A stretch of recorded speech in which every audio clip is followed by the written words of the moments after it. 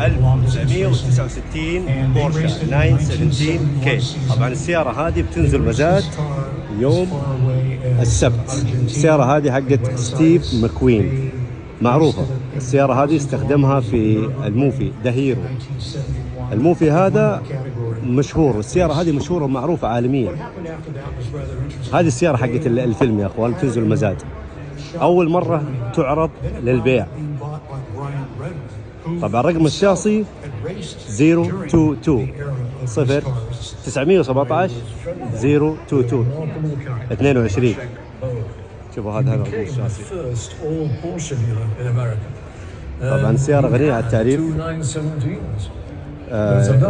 The 24 Hours Le Mans، فيلم مشهور، وسيارة هي الوحيدة اللي استخدمت في الموفي، استخدمها في الموفي.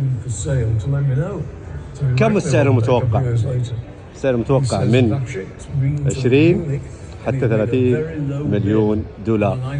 نعم، انت تشتري تاريخ. وهنا في جاكيت لي مانز موفي درايفر جاكيت، هذا الاوريجينال. هنا معلوماته. ابي ينزل مزاد كذلك.